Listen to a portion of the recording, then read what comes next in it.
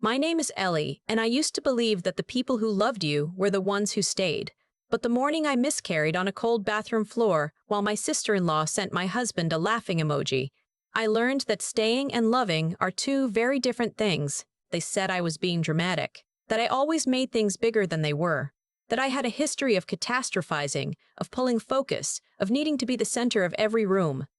My husband said it so often it started to sound like the truth. And the worst part? I almost let it become mine. Let me tell you what actually happened. I found out I was pregnant on a Tuesday in October. I was sitting on the edge of our bathtub in our house in Raleigh, the kind of older craftsman home with the squeaky third step and the windows that fog up in winter. I'd taken the test alone because I always did things alone by then. My husband, Declan, had been traveling for work more that fall, or so I thought, and the house felt large in the wrong way. 2 lines. I stared at them for so long the bathroom light clicked off from the motion sensor and I sat in the dark. I didn't cry. I didn't call anyone. I just sat there with the test in my hand like it was something fragile that the wrong breath could break. We had tried before. Once, 14 months earlier, I'd gotten a positive and then 3 weeks later a negative, and the doctor used words like chemical pregnancy and early loss, and I went home and made dinner because I didn't know what else to do. Declan had patted my shoulder that night and said, "At least we know you can get pregnant." I replayed that sentence for weeks. Not "I'm sorry," not "I'm here," just "at least." So this time, I didn't tell him, not right away. I told myself I was waiting for confirmation from my OB. I told myself I needed to protect the fragile thing inside me before I handed it to someone who might not hold it carefully. But if I'm honest, I was afraid. Not of the pregnancy. Of him. Declan had changed in ways I kept trying to name. He wasn't cruel exactly. He was distant in the particular way that makes you question whether the warmth you remember was ever real. He'd stopped reaching for my hand, stopped asking about my day like he meant it. When I'd mention something that was bothering me, he'd pivot quickly into problem solving, and somehow the problem always ended up being how I'd perceived things. I was a dental hygienist then. Monday through Thursday, short commute, home by 4. He worked in commercial real estate, long hours, client dinners, golf on Saturdays. We'd been married 4 years, and somewhere in the third one, something went quiet. I kept the test in the inner pocket of my work bag. Just for a few days, I told myself. Just until I figured out how to say it. I didn't figure it out. He did. I came home from work on a Thursday to find Declan in the kitchen, which was unusual. He was leaning against the counter with his arms crossed, watching me walk in, and something about his posture made me stop just inside the door. "You seem tired," he said. "Long day," I said. He nodded slowly. "You've been tired a lot lately." I set my bag down and went to the refrigerator. My hands were steady, but my chest wasn't. I poured myself a glass of water and turned around. "I'm fine." "Are you?" He tilted his head.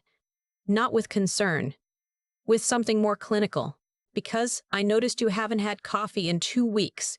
You've been going to bed early. You turned down wine at the Hargrove dinner." A pause. "That's not like you."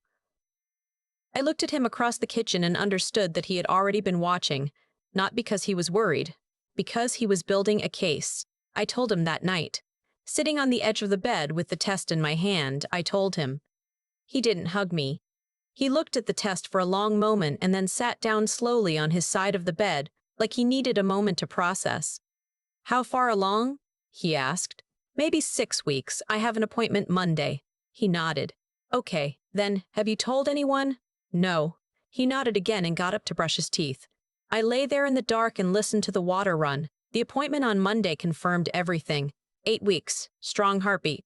The ultrasound image printed on thermal paper that I folded carefully into my wallet. On the drive home, Declan was quiet. Too quiet in the measured way, like he was choosing every silence. "Good news," I finally said. "Yeah," he said. "Good." That was all. His sister, Tamsin, texted me that evening. "Just checking in. Haven't heard from you guys in forever. We should all do dinner soon." I stared at the message for a long time. Tamsin and I had been close once, or I thought we had been. She was 2 years younger than Declan, bright and fast-talking, the kind of woman who filled every room with just her presence.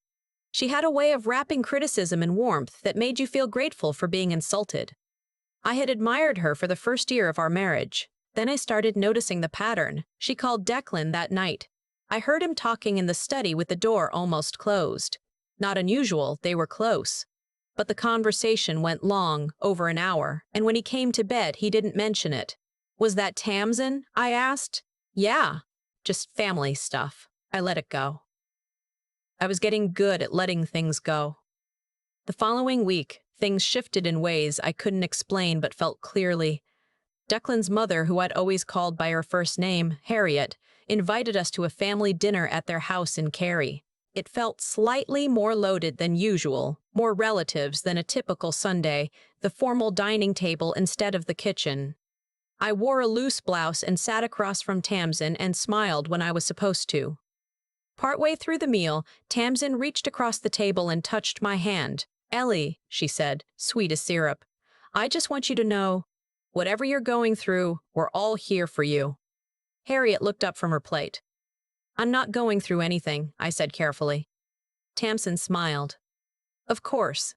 I just know you've had some health anxiety lately. Declan mentioned it. A little tilt of her head. It's okay to ask for help. I looked at my husband. He was cutting his chicken with precise movements, not looking at me. Health anxiety. That was the frame they'd chosen. I'd been having strange symptoms for weeks. Fatigue, nausea, the kind of bone tired that settles into your back, and apparently, in the version of events Declan had shared with his family, I'd been misinterpreting normal stress as illness. Possibly looking for attention, possibly catastrophizing. I excused myself to the bathroom and stood at the sink with the water running and looked at my own face for a long time. On the drive home, I didn't say anything. Neither did he. That night, after he fell asleep, I opened my phone and looked at the name of my OB's after hours line. I didn't call. I just looked at it. Then I opened my notes app and started writing things down. Dates. What was said? Who was present?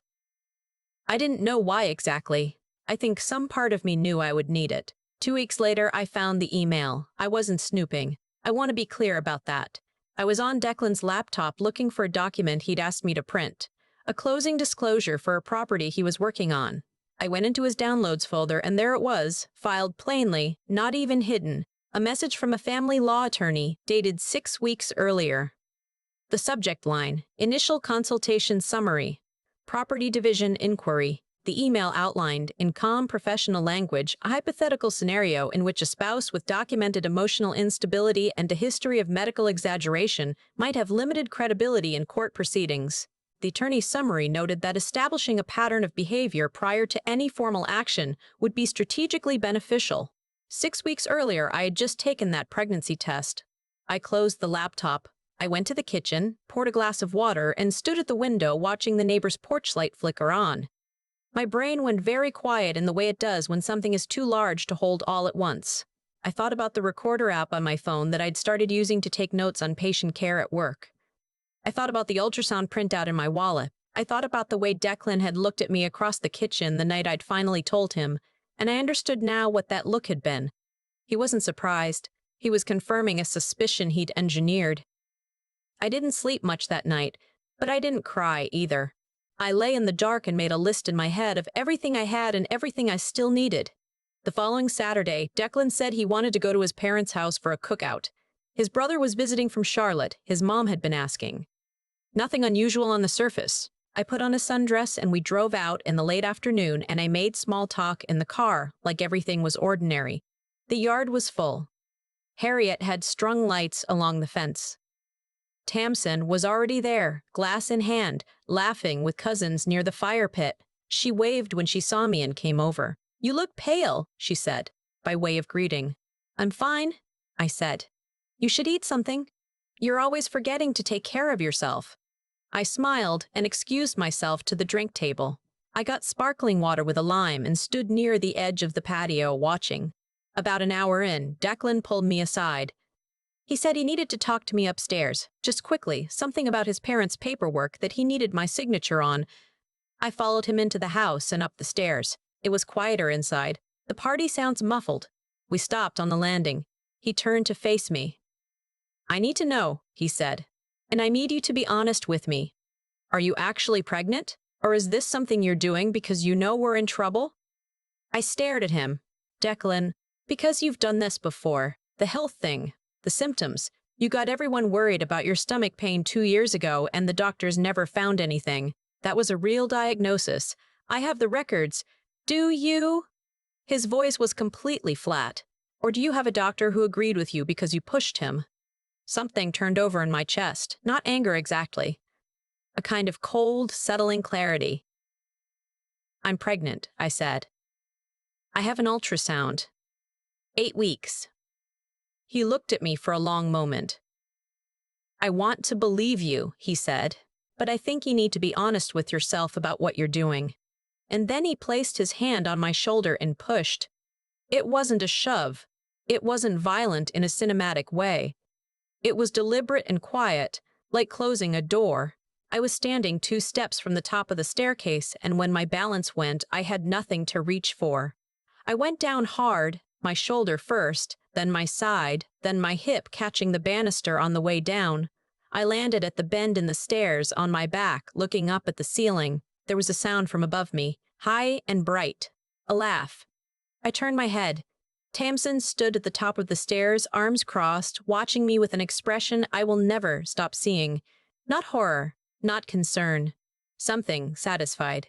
She didn't ask if I was okay. No one came for what felt like a long time. Declan descended the stairs slowly.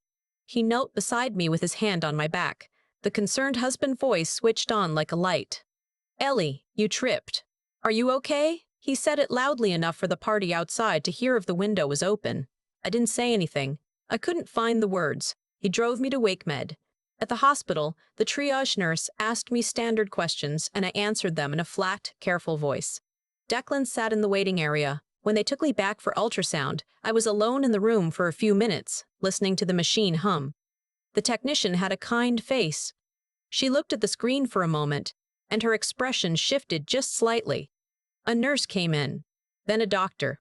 She was young, soft-spoken. She sat down next to me and said the words steadily. The pregnancy had not survived the fall. The trauma to the abdominal wall had been enough. I was no longer pregnant. I didn't cry. I put my hand on my stomach and looked at the ceiling tiles, and the whole room went very, very still. Before I was discharged, a nurse came to check my vitals. Older, with short gray hair and careful eyes. While she was adjusting my IV, she paused. Ellie, she said quietly. Did someone hurt you tonight? I opened my mouth. Closed it. She said, I have to ask. And I have to tell you, if you tell me yes, I'm obligated to file a report. That's not a threat. It's a protection. I looked at her.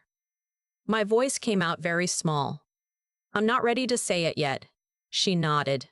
She handed me a card, a social worker at the hospital, a domestic violence advocate on call. When you're ready, she said. She also, I would later find out, made a note in my chart. Presentation consistent with non-accidental fall. Referred to social work. That note would matter. Declan drove me home in silence. No music, both hands on the wheel, breathing measured. When we got home, I told him I wanted to sleep. He went to his office. I went to the bathroom, sat on the floor with my back against the tub, and stayed there for a while. Then I got up. I washed my face. I went to the guest room closet, where I kept an old fireproof lockbox, wedding documents, my passport, things that were mine. I opened it and took out the small voice recorder I used for work notes. I had pressed record when we were standing on that landing. I didn't know I was going to do it until my hand moved on its own. But I had, and it had caught everything. The next morning, I drove to a FedEx and made copies of every document I had. The attorney email, the ultrasound printout, the recorder file transferred to a flash drive. I kept one set, mailed one set to my mother in Winston-Salem, and put one set in a safety deposit box at my bank. Then I drove home and made coffee and sat at the kitchen table like everything was ordinary. Declan came downstairs around 9 and asked how I was feeling. Better, I said. He poured his coffee and went back upstairs. That afternoon, I called an attorney of my own. Her name was Patricia, and she had been recommended by a coworker 2 years ago after the coworker's own divorce. I had kept the name in my phone and never thought I'd need it. Patricia listened without interrupting for 20 minutes. When I finished, she said, "Do you have documentation?" I said yes. She said, "Good, come in tomorrow." We met in her office downtown, a small firm near the courthouse with good light and real plants on the windowsills. I laid everything out in front of her. The timeline, the documents, the audio. She listened. She took notes. At the end, she leaned back and said, "This is not a simple civil matter. What you're describing involves deliberate physical harm resulting in fetal loss. I want to refer you to the DA's office, in addition to handling your civil case." I nodded. I had already looked up North Carolina law. Under state statute, assault resulting in the death of an unborn child can be prosecuted as a felony.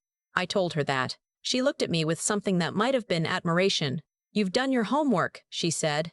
"I had a few days," I said. The detective who took my case was thorough. He interviewed the nurse from Wake Med who confirmed her notes. He requested the hospital's full record. He found the attending physician who confirmed the injury was consistent with a fall from impact rather than slipping. He also spoke to a guest at the cookout, a cousin of Declan's named Fen, who had been standing near the back door and had heard the sound of the fall and then heard Tamsin's laugh. Fen, to his credit, told the truth. The morning Declan was served, I was not home. I was sitting in a coffee shop on Hillsborough Street with my hands wrapped around a mug and my phone face down on the table. Patricia called me at 10:42 a.m. "It's done," she said. I said thank you and hung up and looked out the window at the traffic and let myself breathe for the first time in what felt like months. Tamsin's role was harder to prosecute directly, but it wasn't invisible. The detective found text messages between her and Declan. Their phones were both requested as part of the investigation, and what those messages showed was not just knowledge of Declan's plan, but active participation. She had been the one to suggest the narrative to his family first. She had been the one to describe me in those texts as unstable, delusional, someone who manufactured illness for control. She had called me, in one message from 3 weeks before the cookout, a liability that needs to go. The DA's office charged her with accessory. I found out about the charges on a Wednesday. I drove to my mother's house and sat in her kitchen and cried for the first time since it all began. Not from grief exactly, from release. My mother made tea and didn't say much. She's like that. She understands when words would be too much. She just sat across from me with her hand on the table, close enough to touch if I needed it. Eventually, I told her everything. She listened. When I finished, she said, "I wish you'd called me sooner." I said, "I know, I thought I could handle it." She said, "You did handle it. That's not the same as having to do it alone." The court proceedings moved faster than I expected. Declan's attorney tried several angles. He had predicted she would, and Patricia countered each one cleanly. The audio recording from the landing was central. In it, Declan's voice was calm and deliberate, and what was audible in the background after the fall was Tamsin's laugh. Sharp and brief and unmistakable. At the hearing, the judge reviewed every piece of documentation I had assembled. The timeline, the attorney email from 6 weeks before, the hospital records, the text messages, the witness statement from Fen, the audio. She took her time. Then she looked up. "This was not an accident," she said. Those 4 words sat in the courtroom like a stone dropped in still water. The final divorce settlement gave me the house, which I sold. I didn't want to live in a place where I had spent 3 years slowly disappearing. I moved to a rental in Durham, closer to my clinic, with big windows and a landlord who fixed things when they broke. I painted one wall of the living room a deep slate blue because I'd always wanted to, and Declan had always said it would look dark and depressing. It looked like the sky right before rain. I loved it. Tamsin's social media had been quiet since the charges were filed. Before that, she had posted a video. Soft lighting. Violin track. Something about complicated family dynamics and how hard it was to love someone who refused help. The comments turned on her fast. People had been following the story through court records and public documents, and the gap between her curated sadness and the text messages that had been submitted as evidence was not lost on them. I didn't watch the video more than once. What I did watch, more times than I'll admit, was the comments section on a thread in a women's legal advocacy forum where someone had shared a short summary of the case. Anonymized, just the facts. The top comment had over 400 likes. It said, "They didn't believe her. She documented everything anyway. That's what survival looks like." Months later, I received a message through my attorney from a social worker named Brianne, who worked with a nonprofit in the Triangle area that supported survivors of intimate partner violence. They had followed the case from the criminal proceedings. They wanted to know if I would be willing to speak at a fundraiser event. Not about the legal details, but about what it looked like to trust yourself when everyone around you was telling you not to. I sat with the invitation for a week before I said yes. The event was held at a conference center off Wade Avenue a Friday night in March. I wore a dress I'd bought specifically for the occasion, something that was mine, that I had chosen alone. I didn't know what I was going to say until I was standing at the microphone with the room quiet in front of me. I said, I used to think the hardest part was that he didn't believe me. But the hardest part was the period before that, when I wasn't sure I believed myself. When I had let his version of me become my own interior voice. When I thought the problem was my perception and not the thing I was perceiving. A woman in the third row was crying. Another near the back had her eyes closed. I said, they are very good at making you doubt what you know. And for a while, I doubted it. But I kept one thing. I kept records. I kept dates and times and the sound of his voice on a recorder I almost didn't turn on. I kept myself as a witness to my own life, even when I thought no one else would ever believe me. And that is what I want you to take home tonight. You are the most important witness to what happened to you. Don't talk yourself out of what you saw. I drove home alone that night. I opened all the windows, even though it was still a little cold for March. I made tea. I sat on the couch under the slate blue wall, and I thought about the version of myself who had sat on a bathroom floor in a craftsman house in Raleigh, holding a positive test in the dark, afraid to speak. I would tell her, keep the test, write down the date, and when your hand moves toward the record button without knowing why, let it. I am not fully healed. I don't think that's the right word for it. I am further along. I am living in rooms I chose. I am sleeping through the night more often than not. I am the person who kept her own receipts when no one else was keeping score. That turned out to be enough. If you're watching this and something in your chest recognized what I described, not as a story, but as a Tuesday morning, as a dinner table, as the feeling of someone slowly replacing your reality with theirs, I want you to know something. You are not dramatic. You are not too sensitive. You are not making it bigger than it is. You are a witness. Start acting like one. Tell me in the comments, where are you watching from? What part of this hit you? And if you've ever been told that the thing you knew to be true was just in your head, type 1 so I know you're out there. I'm listening. I've thought a lot about cause and effect since everything happened, not in a cosmic way. I don't think the universe was keeping score, or that Declan and Tamsin got what they deserved because some invisible force balanced the ledger. I think what happened is simpler and, in some ways, harder to sit with. The choices people make accumulate. They leave evidence. And people who believe they are untouchable rarely bother to cover their tracks completely because they've never had to. Declan made a choice the moment he walked into an attorney's office 6 weeks after I took that test. He made another one when he said the word unstable to his family before I'd said a word to anyone. And he made a final one on that landing, with his hand on my shoulder and his mind already made up. Each of those choices left something behind, a paper trail, a timestamp, a witness who hadn't decided yet which version of events to believe. He was so certain I would do nothing that he left doors unlocked and files undeleted and words on a recorder he didn't know was running. Tamsin made her choices too. Every text, every carefully worded suggestion to family members, every laugh. She left those behind as well. She was very good at performing warmth and very careless about what she put in writing because she had spent years watching me absorb things quietly and assume that was the end of it. What I want people to understand, what I wish someone had said to me much earlier, is that intelligence in a situation like this doesn't look like outsmarting anyone. It looks like documentation. It looks like writing down the date and the exact words. It looks like keeping the receipt, the printout, the voicemail you almost deleted. I am not a particularly strategic person by nature. I'm someone who noticed, eventually, that my own memory was the only record I had, and that I needed to make it concrete before it could be dismissed. There is something Declan and Tamsin did not account for, that I would keep being a witness to my own life even when I wasn't sure anyone else ever would be. That is not a superpower. It is a practice. You do it in small increments, in the moments when your hand moves toward the record button without knowing why. You let it. What I learned from all of it is not that good people always win, or that the truth always rises on its own. It doesn't, not automatically. The truth rises when someone carries it forward carefully and refuses to set it down. Declan banked on my silence. Tamsin banked on my self-doubt. They were both wrong, but not because I'm exceptional. They were wrong because I kept one thing when I felt like I was losing everything else. I kept treating my own perception as real. That is what I hope anyone watching this takes forward. Not the legal strategy, not the specific steps I took. Your situation is yours, and it will look different.